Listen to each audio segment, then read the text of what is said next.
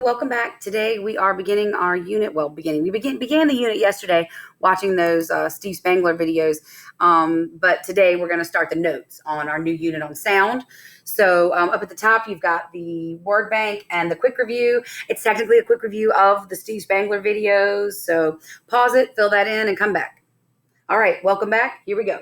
Light waves are transverse waves, which means that they move at right angles, and sound waves are compression waves, and that means they travel in the same direction. So a transverse wave is like this. A sound wave moves like this. So transverse sound. Sound is all about moving molecules toward your ear. Usually when we hear sounds, they have traveled through the air. Sound does not travel through space because there is no air. Pause it and get that if you need it. Moving on.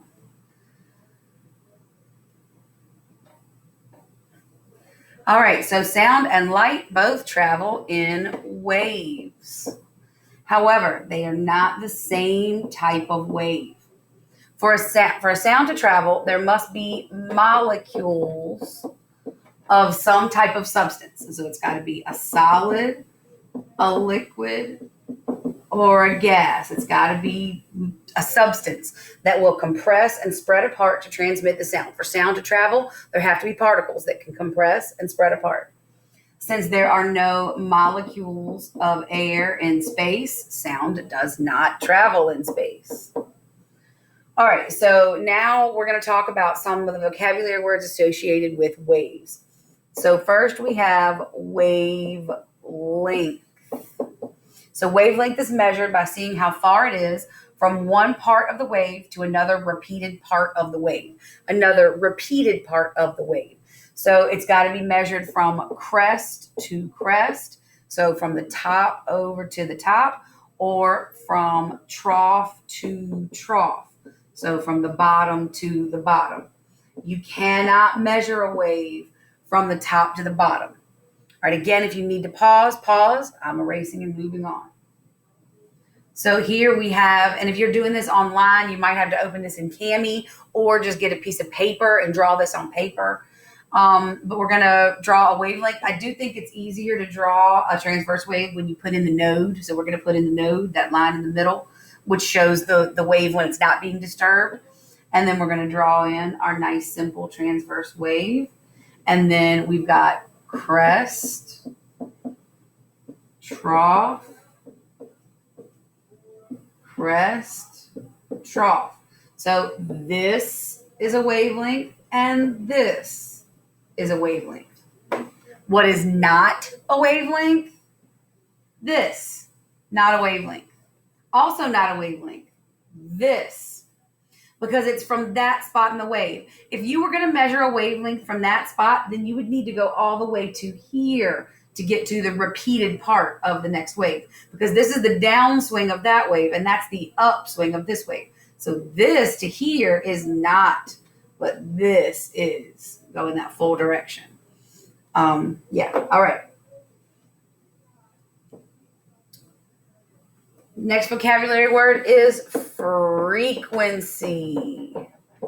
Frequency is measured by counting the number of complete waves or wavelengths. So how many wavelengths pass a given point in a certain amount of time. So if we're looking at our three examples here, we've got one wave where it's pretty obvious that that's high frequency and middle and low, but let's really look at it and measure the wavelengths. So here's our first crest, and there's one wavelength. 2, 3, 4, 5, 6, 7, 8, 9, 10, 11. That's 11 wavelengths in 1 second. So we're assuming that all of these are 1 second. That's 1 second. That's 1 second. All right, so here's one crest, and there's one wavelength, two wavelengths. So that's only 2 in 1 second. And here, that's one crest. So there's one wavelength, 2, 3, 4, 5, 6, 7. That's 7. So the frequency of this is 11 in 1 second. The frequency of this is 2 in 1 second. And the frequency of this is 7 waves per second. So our highest or fastest frequency would be 11, number 1. 7 would be number 2. And 2 would be number 3.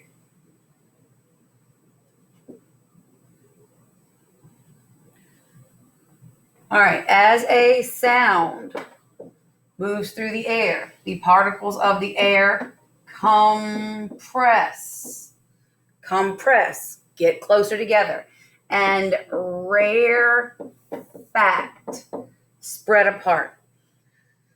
These are the parts of the compression wave. So compression wave is compressions and rarefactions.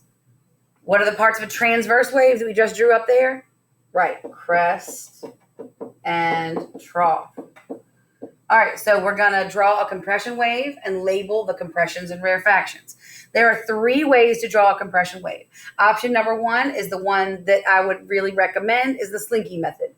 You're going to draw places where it's compressed together, places where it's spread apart, places where it's compressed together, places where it's spread apart. That's option number 1. This would be your compression,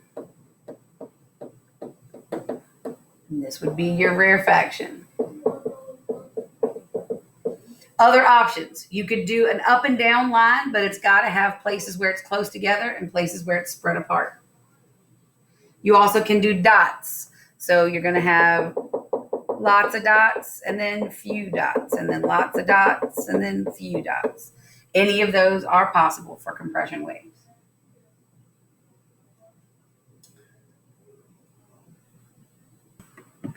All right, so we have already learned that sound has to have a medium to travel through. It's got to have particles. Sound does not travel if there are no molecules present to vibrate and carry the sound. So I want you to make a prediction. Does sound travel best in solid, liquid, or gas? So write that here on the line. Solid, liquid, or gas. Type that in, whatever you think is your guess. There's no wrong answer except for leaving it blank. All right, so if you were in class, I would do a demonstration where I tap on the table very lightly and then ask you how you can hear it through the air, and then have you put your ear down on the table and tap that same, and you're amazed at how loud it is. So if you're at home, I want you to try that. Tap on the table real lightly, just real light, and then put your ear down on the table and tap again real light and see how much louder it is through that solid table. Right? So sound does not travel as well through the air. We think air because that's how we hear most sounds, but sound actually travels the best through solids. Okay. So the speed of sound depends on the properties of the medium it travels through. So what properties really affect sound? They are temperature, elasticity, and density, or TED. So that's a TQA, TED. Temperature, elasticity, and density are the 3 factors that affect sound. Pause that if you need to. All right, so let's talk about some different materials and what speed they travel. So first, I want you to tell me solid, liquid, or gas for each of these materials. Take a second and do that. Pause it and do that. All right, welcome back. Here we go. Air is a gas. Air is a gas. Fresh water is a liquid. Fresh water is a liquid. Plastic's a solid. Steel's a solid. Did you get that right? Good job. All right, here we go. Sound travels through 0 degrees Celsius air, so cold air, at about 331 meters per second. Warm that air up to 20 degrees Celsius, so about 70 degrees Fahrenheit, and you're looking at 343 meters per second. So there we know that temperature does affect the speed of sound. The warmer the substance is, the better sound's going to travel because those particles are moving faster, and so they can have more energy to carry the sound. All right, what about liquids? Fresh water is about 1480, and salt water is about 1500 meters per second. Darn close, but what does the salt particles do? It adds more molecules. So if you've got more molecules, because you've got the little salt particles floating around water, then the speed of sound is going to be faster. And finally, we have plastic. So there are many different kinds of plastic, but the traditional plastic is about 72 meters per second. And then steel 5,960 meters per second. Sound travels so well in a solid. And if you think about it, it makes sense. If me and these markers are molecules and we're air, we're spread far apart. And so it's hard when a sound is made for this to get enough energy to get over to me, to make me vibrate, and me to get enough energy to get over it, because we're so spread apart. If we're in a liquid, we're a little closer together, and so there's a little easier for us to transmit. And when we're a solid, we're locked together like this. So it's easy to send the messages back and forth.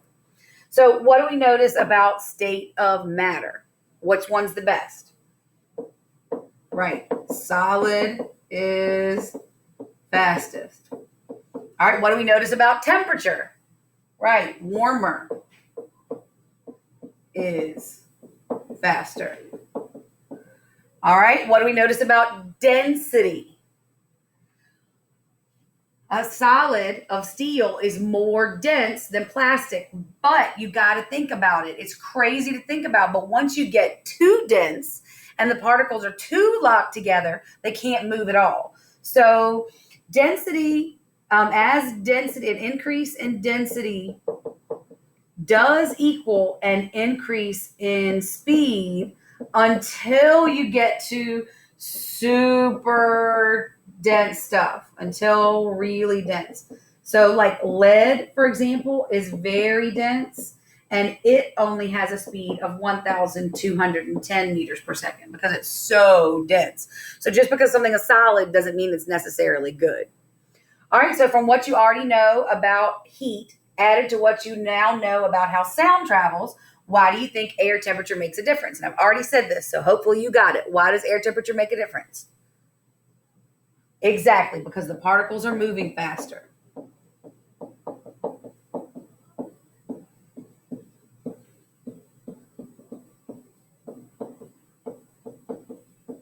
All right, again, pause it if you need to get that written down. I'm going to clear it and move on.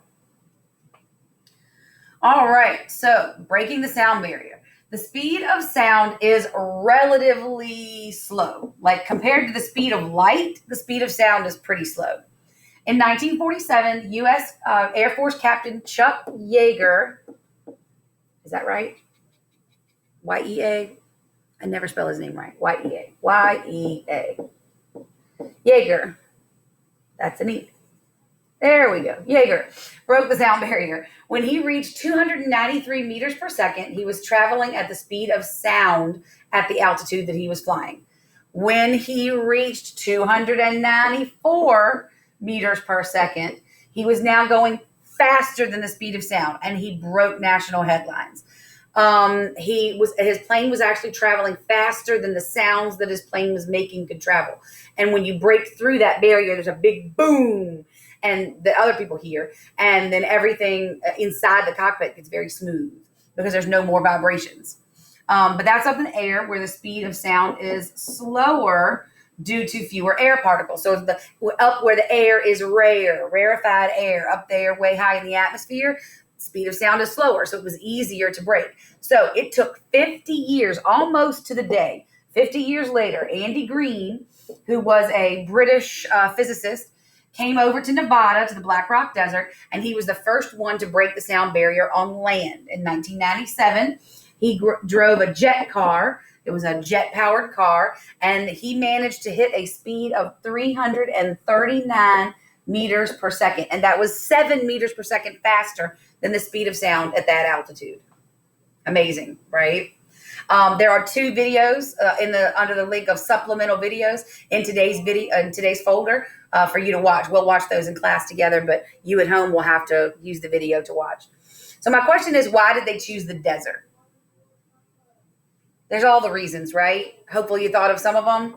First of all, it's flat, so they don't have to worry about losing or gaining any kind of speed. They can just go.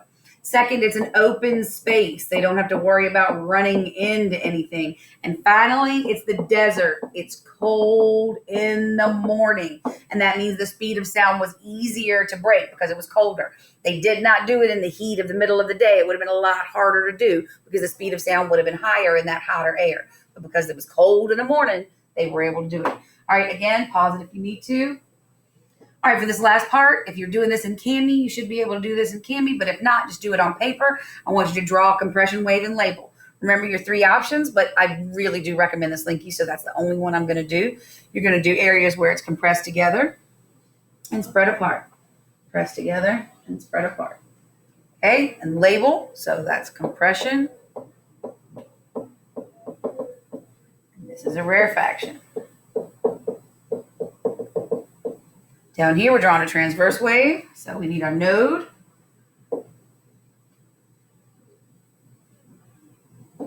Crest and trough. All right, don't forget to watch those supplemental videos. Watching Andy Green break the sound barrier is really interesting, and it's a nice loud boom, and it's fun to watch. Make sure you do Big Question 18. It's in Monday's folder. Have a lovely day and make good decisions. Bye.